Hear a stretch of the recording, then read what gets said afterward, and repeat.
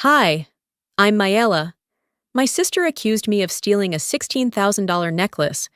My parents didn't ask questions. They just told me to leave. So I did. And I stopped paying their mortgage, their bills, her tuition, all of it. They erased me from the family, but not from the finances. You ever give everything, only to be treated like you never existed? Because what hurt wasn't the accusation. It was realizing they never saw me in the first place. And that necklace? It was never lost. So why did they need me gone? Let me tell you what happened. Lorelei's birthday party looked like something straight out of a lifestyle blog. Strings of Edison lights swaying above the patio, a rented catering truck parked beside the fence, and guests walking around in perfectly coordinated pastels. If someone had walked in off the street, they would have assumed it was an engagement party or maybe a baby shower. That's how much effort had gone into the celebration of my sister turning 35. I stood near the back door with a half-empty glass of club soda, watching as Dad handed her a small, deep blue box with a gold ribbon. It was the kind of box that could only mean one thing: jewelry, diamond jewelry. And sure enough, the moment she opened it, the crowd around her gave a collective gasp. "Oh my God!" Lorelei said, lifting the necklace from the velvet bed with perfectly manicured fingers. "Are you serious? This is real?" Mom laughed softly and said, "Of course it's real. Nothing but the best for our girl." Our girl! That phrase sat heavier in my chest than I expected. I smiled, even lifted my phone to capture a quick video, one I knew they'd expect me to email later. No one noticed that my hand shook just a little. No one knew I paid for that necklace. I'd wired the money quietly a week earlier, after a phone call from Dad that started with, "I know it's a lot to ask," and ended with, "She's been through so much lately, this would mean the world to her." It was never meant to be about fairness. Just family, he said. I didn't argue. I didn't remind him how many times I'd bailed them out. I simply transferred the 16th and went back to my spreadsheet. It's easy to disappear in a family when you're the one who solves problems silently. Later that evening, while Lorelei was surrounded by friends, taking selfies with her, and the necklace, I handed her a silk scarf I'd picked up from a small boutique. Hand-dyed, lightweight, subtle. She took it, glanced at the tag, and smiled for half a second before moving on to the next gift. I stood there, still holding the card I forgot to give her, watching her hug someone who'd handed her a candle. They clapped when she opened the box, I whispered to myself. No one asked how it got there. I left before dessert. 2 days later, I was folding laundry on the futon in my apartment when my phone buzzed. A notification from Facebook. Lorelei had posted something. The image didn't load, but the caption stopped me cold. "Still can't believe someone would do this to me. My necklace is gone." No names, no accusations. But the implications? Oh, they were clear. At first, I thought maybe she'd misplaced it. Maybe it was a misunderstanding. But then came the comments. "People you trust the most can surprise you. Some folks really have no shame." One of our cousins tagged me with a question mark. I didn't reply. I didn't even like the post. I just sat there, the folded t-shirt in my lap, suddenly feeling like a weight. I stared at that post for a long time. Longer than I'd like to admit. And then the messages started trickling in. Cousins I hadn't spoken to in months, suddenly pinging me with, "Hey, what's going on?" Or, "Do you know what she's talking about?" It wasn't anger I felt, not yet. It was something quieter, more like erosion. Like standing on a cliff and realizing the wind's been stealing grains of ground under your feet for years. You just never looked down before. I closed the app, set the phone face down. That night, as I was washing up the dishes, my phone buzzed again, this time with a group text from Mom. "Dinner Sunday night? Would love to have everyone together again. Just a little family check-in." The emoji made me pause. Mom rarely used emojis. It didn't feel warm. It felt deliberate. I wiped my hands on a dish towel and stared at the message. I thought about not responding. I thought about replying, "Is this about the necklace?" But in the end, I just typed, I'll be there. Even as I pressed send, I felt the chill crawl up my spine. Maybe I hoped they'd want to talk things out. Maybe I hoped someone would say, "This is crazy, of course it wasn't you." But deep down, I knew. This wasn't a check-in. This was a setup. I sat down at my desk, opened a blank note, and started writing down the dates. When I'd made payments, covered tuition, transferred funds. Not because I planned to bring it up. Just to remind myself, I wasn't imagining the things I'd done. I wasn't invisible. I was just easier to ignore than to thank. The next 48 hours moved in slow motion. I went to work. I answered emails. I even managed to fix a nasty data bug in one of our forecasting tools. But every action felt distant, like I was watching someone else live my day. Sunday came quicker than I'd hoped, and by late afternoon, I found myself double-checking my reflection in the hallway mirror. I'd chosen a soft blue blouse, neutral, quiet, inoffensive, nothing too sharp, nothing too loud. I drove over just before 6. The streets were quiet, just the way they always were on Sundays in our neighborhood. That kind of stillness that almost warns you. Be careful, something's coming. As I pulled into the driveway, I noticed 3 cars already there. My parents', Laurel's white crossover, and my uncle's truck. Strange. Uncle Charles hadn't been around for months. The door opened before I could knock. My mother smiled in that slightly forced way she always did when trying too hard. "Come in, sweetheart. Dinner's almost ready," she said, stepping aside as if nothing had happened. I followed her in, noticing the scent of baked cheese and something sweet. She'd made my favorite casserole, chicken and squash, the one she only ever made on my birthday. Except this wasn't my birthday, and she hadn't made it then either. Lorelei was already seated at the table, swirling a glass of red wine, nails perfectly polished, expression unreadable. Dad sat at the head of the table, arms crossed over a clean button-down. Everyone was already in position. I was the last piece of the puzzle. We sat, passed dishes like we were rehearsing a Thanksgiving commercial. The tension was low at first, like a simmering pot. Just family pleasantries, surface-level conversation. Lorelei talked about her new project, something marketing-related, and Dad made a joke about TikTok trends he didn't understand. And then, just as Mom refilled my water glass, Lorelei tilted her head slightly and said, "You know what's wild? I still haven't found that necklace." My fork stopped halfway to my mouth. "Which one?" Uncle Charles asked casually, clearly playing his part. "The one from my birthday. The diamond drop," she replied, her eyes locking on mine. "The one I wore at the party. I had it in my jewelry box, but now, gone." A silence fell over the table, like someone had turned the volume down on the entire room. "I thought you said it might have been misplaced," I said carefully, not breaking eye contact. "I thought so too," she said, almost smiling. "But I've looked everywhere. It's not like I leave things lying around." "I'm sure it'll turn up," Mom offered gently. "It's strange, though," Lorelei continued, her voice syrupy. "I mean, Mayela, you were upstairs before dinner that night, weren't you?" I blinked. Once, twice. "Yes, I used the bathroom." "That's right, but the hallway light was off, and I could have sworn I saw your door open." "I didn't go in your room." Dad's voice cut through the air like a sudden storm. "Let's not turn this into something it's not." Lorelei leaned back, crossing her arms. "I'm just saying, someone was in there, and now it's missing."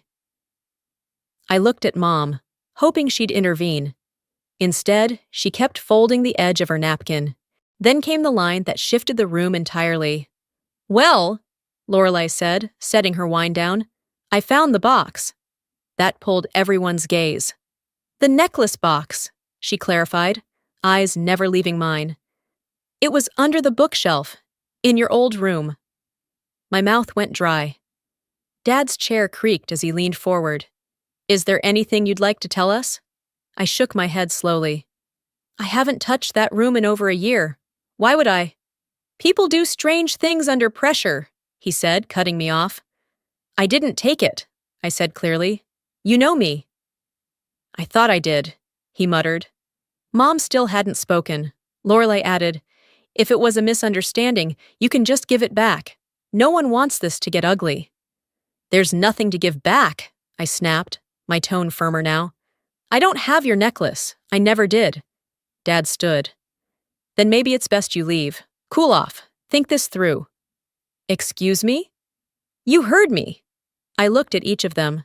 None of them flinched, not even Charles, the same man who once told me I was the only kid in the family who had a brain. I came here for dinner, not an ambush. You came here to play innocent, Lorelei muttered. That's enough, I said, voice steady. You've made your point. You want a thief, but you don't want the truth. You want drama, not facts. Dad pointed toward the door. Go. My mother stood then, but didn't stop him. Didn't stop me. So I walked. Not to the guest room where I used to stay, not to gather things, because I knew nothing in that house belonged to me anymore. Outside, the night had turned cool. I stepped down onto the porch slowly, like my body needed time to adjust to the fact that I had just been evicted from my own family. As I reached the sidewalk, I glanced up. Lorelei was watching from the upstairs window, arms folded, that same smirk still there. I didn't give her the satisfaction of looking away. No bag, no charger, not even my favorite mug from the kitchen. But I had something else now, something I hadn't had before. Clarity. I didn't go far that night, just drove until the lights faded and the air didn't smell like memories. I ended up in a dimly lit short-term rental about 15 minutes away, a converted garage with barely enough space for a twin bed and a kitchenette the size of my old walk-in closet. But it was quiet, and right then, quiet was luxury.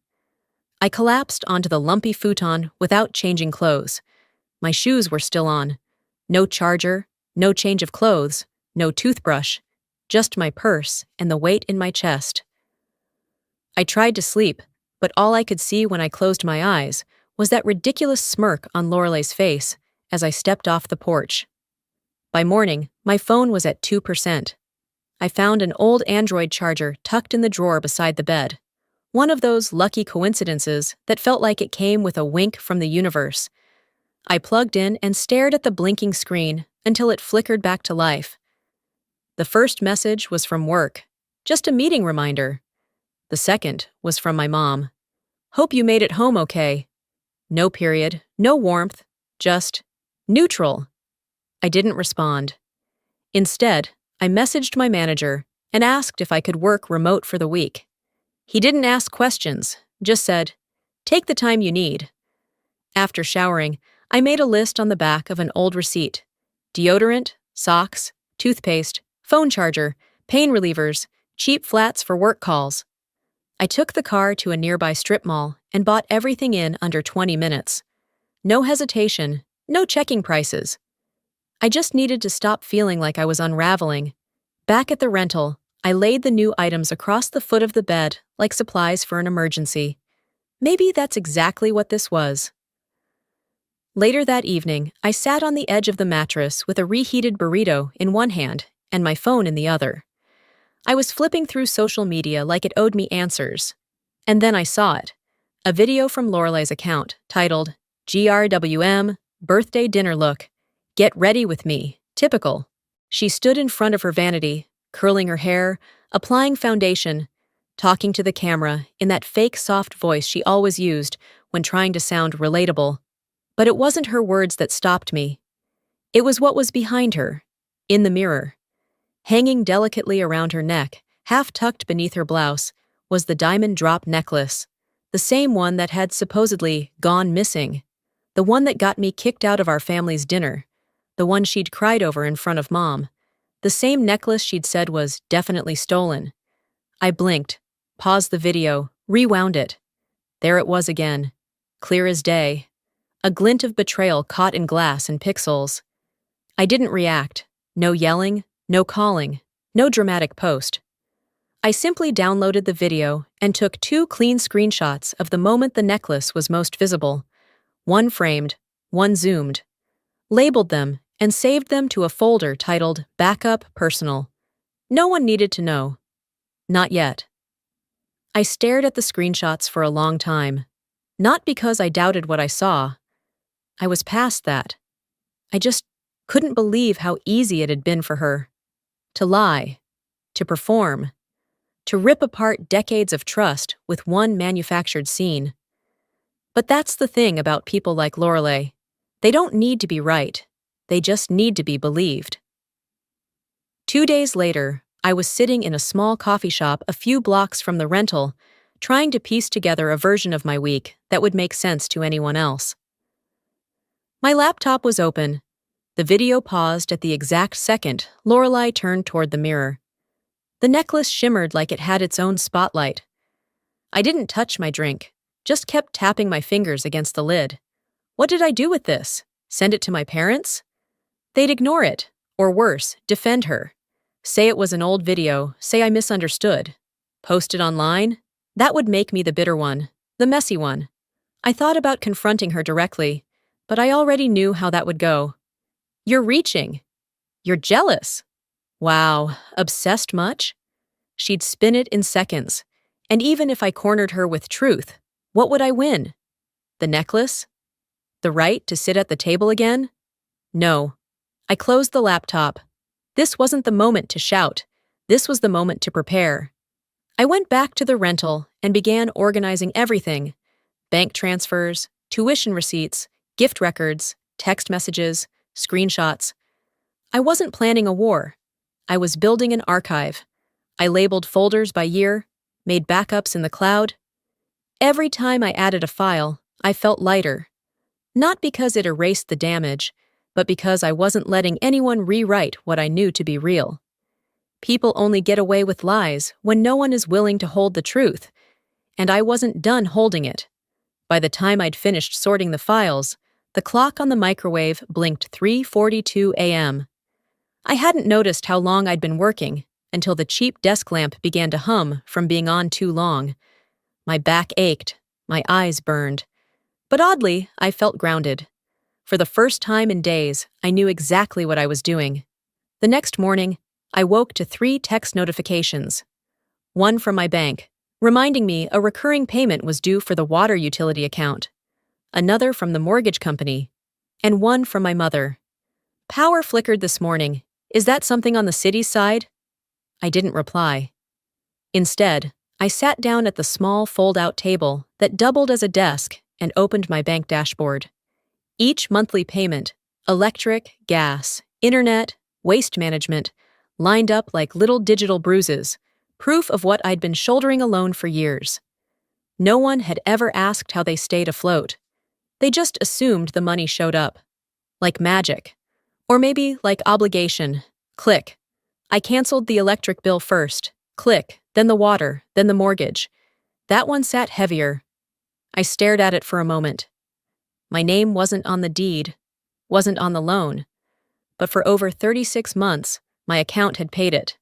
If I don't live there, I said out loud, I don't need to fund it. Click. Each cancellation felt like a window opening. Not because I wanted revenge, but because I finally stopped participating in a version of reality where my absence was noticed only when my money didn't arrive on time. Later that afternoon, I took my laptop and headed to the coffee shop around the corner. It had become a quiet haven, a place where no one knew my last name or my sister's face. I ordered a black coffee, set up near the back, and tried to focus on work. Around 2:10 p.m., just as I was about to join a video call for a product planning session, a message popped up on my screen from a contact I hadn't seen in over 2 years. Jalen Merrick. I blinked. Jalen wasn't just a name from the past. He was Lorelei's ex, the one she never talked about after their breakup. He'd always been decent to me, though we never kept in touch. His message was short, almost clinical. I saw what happened at the birthday dinner. I was at the lounge last Friday. She was bragging about finally getting you out of the picture. I sat there, frozen, the cursor still blinking in my draft email. She said the necklace wasn't stolen, just misplaced. But when your dad reacted like that, she didn't correct him. Didn't stop it. Laughed, actually. He attached a blurry photo. Lorelei at a dimly lit bar, her head thrown back in laughter, the necklace clearly glinting beneath her collarbone. I didn't respond. Not yet. I saved the message, exported the photo, and moved it into a folder marked Quiet Evidence. I renamed it with the date and time. I knew what I was doing now wasn't about confrontation. It was about collection.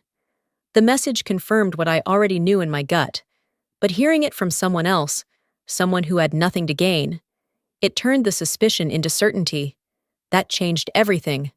That evening, back at the rental, I opened my laptop again and went straight to the mortgage payment platform. I clicked Unlink Account. The final digital tie between me and that house, gone. Then, I removed my card from the insurance account, and the property tax autopay. All of it. If they wanted me out, they were going to learn what my absence really meant. No note, no warning, just the absence of coverage, the absence of convenience, the absence of me. I closed my laptop, sat in silence. You don't realize how many ways you're still tethered to people until you start cutting cords. I didn't cry. I didn't rage. I just let go. That night, I fell asleep without tossing. No dreams. Just a stillness that didn't feel empty. It felt earned. The next morning arrived without drama. No nightmares. No jolts awake. Just light pressing through the slats of the blinds and the mechanical hum of the mini fridge at my feet. I sat up slowly, not because I was tired, but because I wasn't in a hurry. For once, no one needed me to fix something. Still in my t-shirt and borrowed sweatpants, I walked over to the folding table and opened my laptop. A fresh spreadsheet greeted me like an old friend. I hadn't touched it since before the birthday dinner, but the tabs were all still there. Mortgage history, tuition records, utilities, credit card transfers.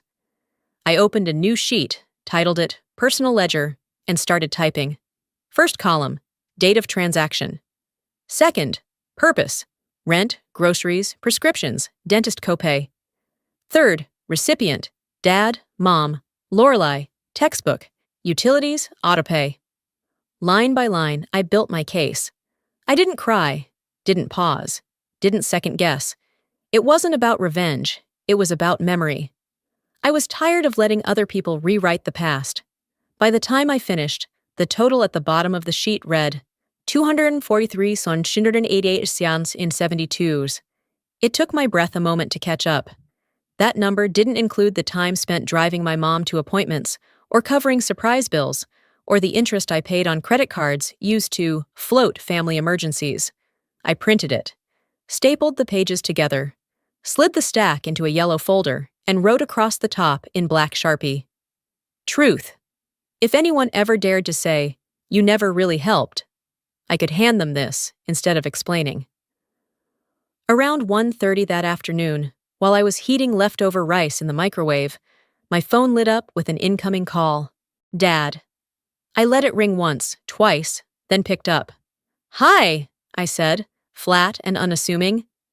He didn't return the greeting. "Did you change something with the bills?" he asked, already knowing the answer. "Yes," I said calmly. "I canceled all the autopays tied to my account." Silence on the other end. Not confusion, just the weight of him having to speak next. "You could have at least warned us." I paused, not because I didn't have an answer, but because I wanted him to hear the echo of his own words. "You told me I didn't belong in that house," I said. "Why would I keep paying for a home I was thrown out of?" "That's not how any of this was supposed to go," he snapped. "We didn't ask you to do any of that. You chose to. That's on you." It was one of those lines people use when they don't want to feel guilty. Sharp enough to hurt, but just vague enough to deny intention. Like tossing a rock into a window and saying you didn't mean for it to break. "You're right," I said. "I did choose to help, every time. I chose to give, and you chose to pretend it was owed. Mela," I didn't wait for the rest. "You chose to believe I was a thief. You chose not to ask me. You chose not to defend me. And now you're surprised I stopped showing up? He said nothing. I let the silence hang between us, long and uncomfortable, before finally ending the call. Afterward, I didn't pace, didn't shake, just walked back to the microwave, pulled out the bowl of rice, and sat at the table. While I ate, I opened a new folder on my laptop and titled it, "For Attorney If Needed." I scanned every bank statement, every tuition invoice, every email thread confirming wire transfers. I organized them by year, then by category. In a separate document, I started typing a timeline. A chronology of care. It wasn't bitter, it was factual. If anyone ever wanted to drag this into court, or worse, into some public dispute, I wasn't just going to defend myself. I was going to be ready. I didn't want to fight. But I also wasn't going to fold. Some people think being quiet means being weak. But silence can be strategy. And I was done letting guilt determine the terms. Generosity isn't a debt. It's a choice. But when that choice gets treated like an expectation, something inside you changes. And mine already had. By Friday morning, the stillness I'd earned had become routine. I no longer woke with dread. No morning anxiety. Just a quiet resolve. I brewed coffee in the dented French press left behind by a former guest of the rental, sat down at the table, and began scanning the news like I did every morning. Detached but attentive. That's when my phone buzzed with a message from my cousin Haley. It was a photo of a formal invitation. Elegant script embossed in gold on cream paper. "You're cordially invited to celebrate Warren and Elira Sutter's 40th wedding anniversary." Underneath, the names, "Hosted by their daughter, Lorelei." That word, daughter, sat on the page like a dare. Only one name, just Lorelei. I stared at the image for a few seconds before zooming in on the venue name. I knew that place. I was the one who had paid the deposit nearly a year ago, back when my parents were pretending things would turn around soon. I remembered covering the first half to hold the date, Dad promising to settle up soon. The photo had been sent without comment, no explanation, just the image and the unspoken invitation to notice what was missing. They deleted me, but used my money to send out the mailers. It wasn't surprising, but it still landed like a slap. I closed the message. Didn't reply. I didn't need to. Around midday, I took a short break from work and scrolled through social media to clear my head. A bad habit, I know. But sometimes it helped, not this time. On LinkedIn, right near the top of my feed, there it was. Lorelei's new post. A filtered photo of her in a cap and gown from her recent graduation ceremony, throwing her head back dramatically under a tree, her arms raised in some overacted gesture of triumph. The caption read, "Couldn't have done it without Mom and Dad's unwavering support. Grateful beyond words." That part didn't sting, at least not as much as the comments underneath. "You've got the best parents. So proud of you and them. True definition of family." The lie wasn't even creative.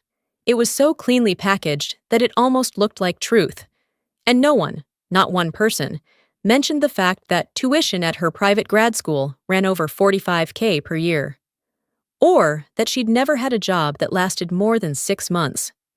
I didn't click like, didn't comment, just hit Save Post and logged out. But it stayed with me. I sat there, watching the cursor blink in an empty document on my screen. The words not yet there, but the fury solid and rising. That evening, I opened my email, created a new message. No frills, no extra wording. Just truth, arranged in lines and attachments. 2. Every extended family member I still had an email for. Subject, for your information and mine. In the body, I wrote, "I've remained quiet for a long time, not because I had nothing to say, but because I believed silence was safer. I'm not sending this for pity or sympathy. I'm sending it because facts matter, especially when stories are being told without me in them." Attached were 3 PDFs. Tuition breakdown, every invoice paid from my account, with timestamps. Event deposits, wedding venue receipt, party payments, check stubs, medical expenses, Mom's prescriptions I covered when their insurance lapsed. At the bottom, I signed off with, "I have no expectations, just records." I hovered over the send button. I wasn't doing this to start a fight. I was doing this so they couldn't rewrite the story without evidence. So that if anyone dared to whisper, "She's just bitter," I could reply. With receipts. I hit send. And then I sat back. I didn't feel triumphant.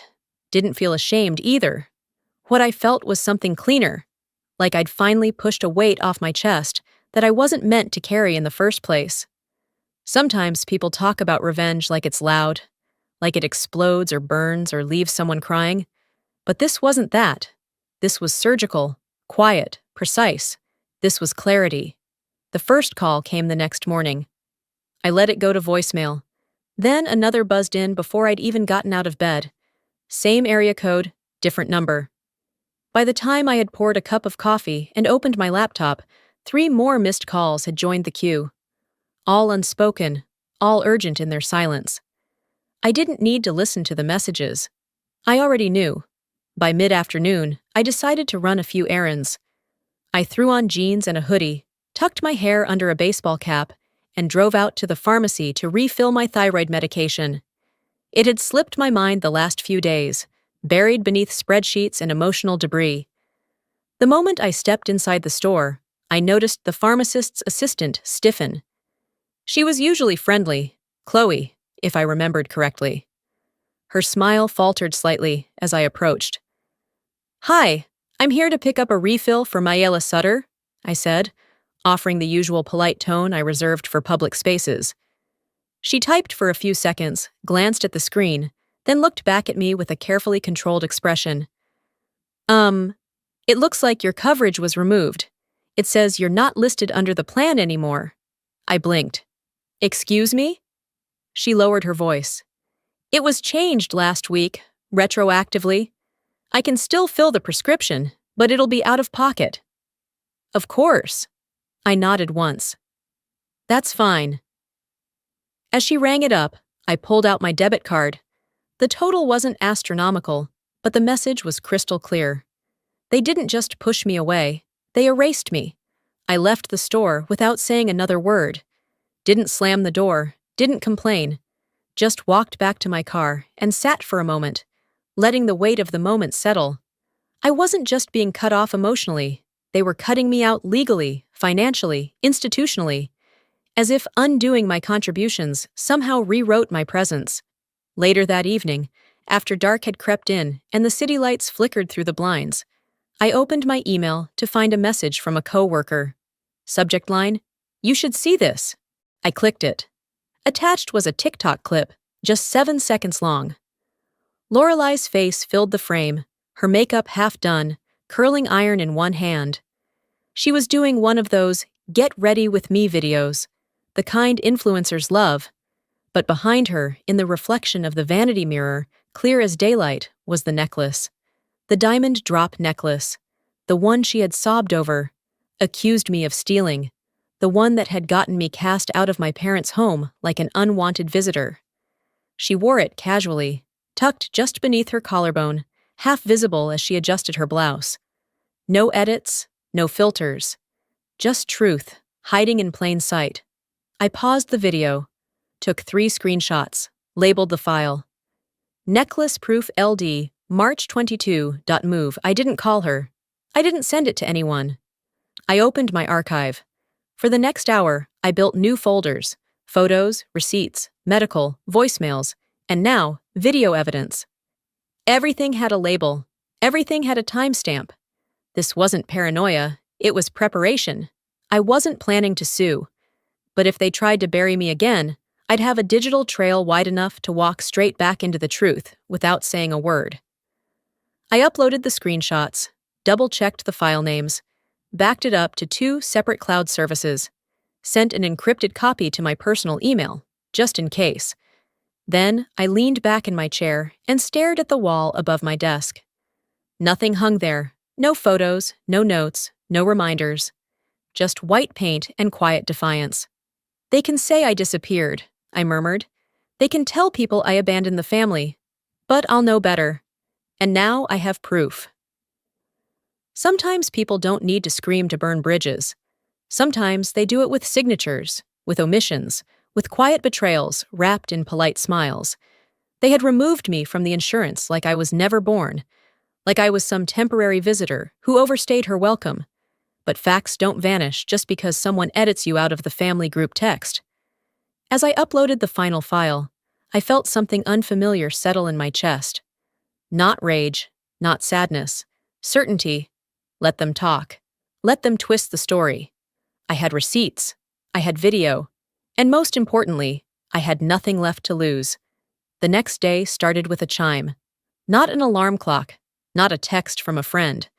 A calendar notification from my bank. Auto payment scheduled in 48 hours. It was for the mortgage. I stared at the alert like it was written in a language I no longer spoke. It didn't take long to decide. I grabbed my laptop, sat cross-legged on the floor near the outlet, and opened my banking portal. One by one, I found the linked accounts. The mortgage, the car insurance, the trash collection service. My card was attached to every one of them. They had made me invisible, but kept my money in circulation like it belonged to them. Not anymore. I clicked Cancel on the mortgage payment first. A pop-up appeared. Are you sure? I clicked Yes without hesitation. Then the next, and the next, until everything was disconnected. The screen went blank for a second, then refreshed. Just like that. Clean. No part of me was funding that house anymore. I closed the tab and leaned back. I didn't feel proud or spiteful. I felt finished. A few hours later, as I was catching up on a client report, a new email slid into my inbox. Subject line: Cease and desist. Defamation notification. From a law office I didn't recognize. I opened it. It was a formal letter, templated and icy. The tone wasn't just firm, it was dismissive. They accused me of slander, emotional disruption, and potential reputational damage to their client, whose name was right there in black and white, Lorelei Draper. It ended with a warning. If this behavior persists, our client may pursue legal remedies. I didn't even blink. Instead, I replied to the email. No explanation, no counter-argument, just a Dropbox link with one folder titled Evidence Packet. Inside were the video clips, screenshots, emails, the ledger of payments, the TikTok frame by frame, the screenshots from Jalen, the text from my dad after I canceled the mortgage draft that read, "You're being dramatic."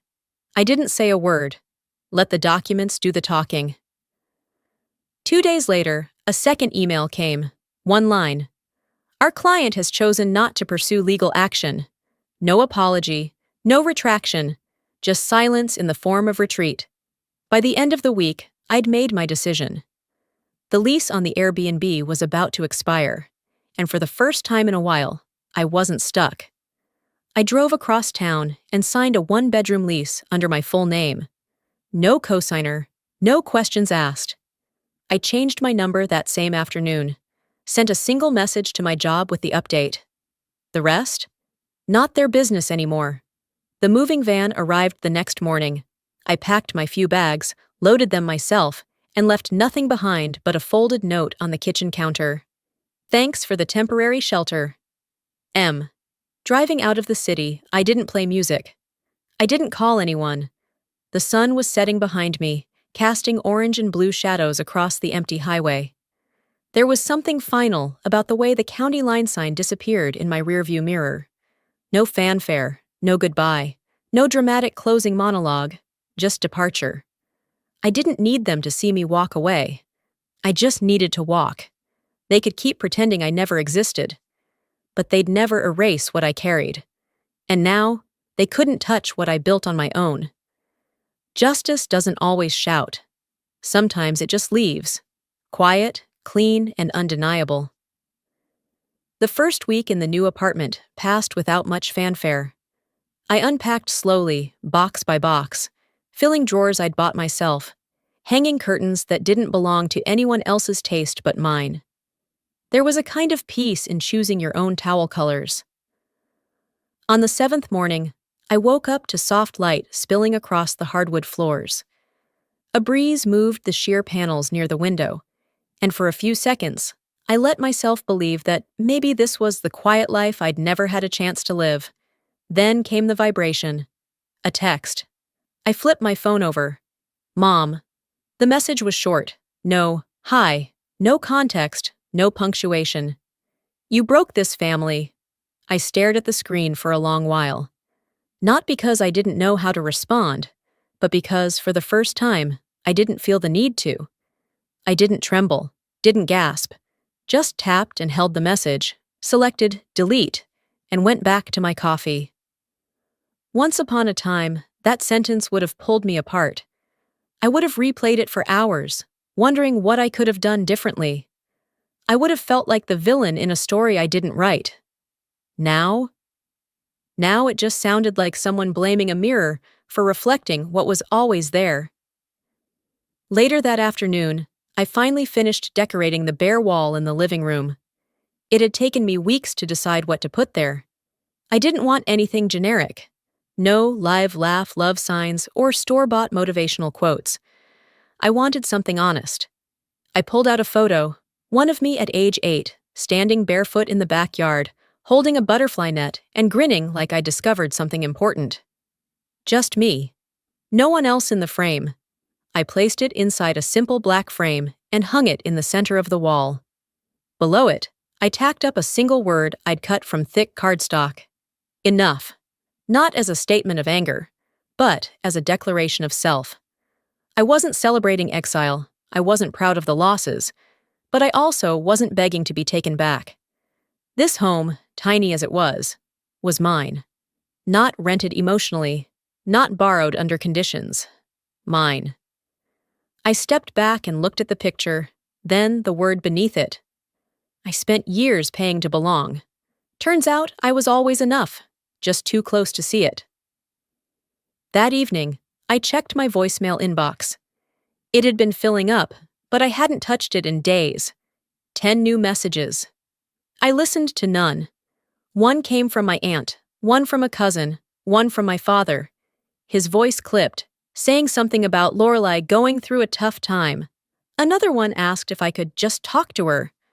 One of them even had the nerve to say, "We need to move past this." Move past what? Being accused of theft? Being erased? I tapped Select All and hit Delete. Then I muted voicemail alerts. A week later, I bumped into my old high school friend while grocery shopping.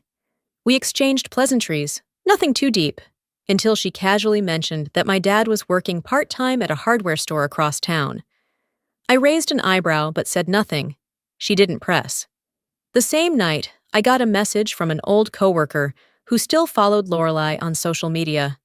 "You might want to see this," it said. Attached was a screenshot of Lorelai selling designer bags and shoes online. "Big closet purge," the caption read. "Moving on." The irony almost made me laugh. I didn't gloat. I didn't screenshot it for revenge. I didn't need to. Sometimes people don't get punished. They just start feeling the weight of what you used to carry for them. The truth had done its job, not by attacking, but by existing. There's a common misconception that closure requires apology, but real healing doesn't wait for anyone's permission. It happens when you stop bleeding for people who keep cutting. And I had stopped. My life now was small, but it was real. I cooked for one, paid for one, answered to no one, and that, in itself, was wealth. I stood at my window that night, watching the last of the daylight disappear between two buildings. Somewhere behind me, a kettle began to whistle. I turned from the glass, poured the water, and settled into my chair with a quiet smile. Forgiveness isn't always a door you open. Sometimes it's a door you walk past. Quietly. For good. Before I go, let me leave you with this. When I was younger, I thought loyalty meant keeping quiet. That if you loved people hard enough, long enough, they'd eventually see you. But love without boundaries isn't love. It's self-erasure.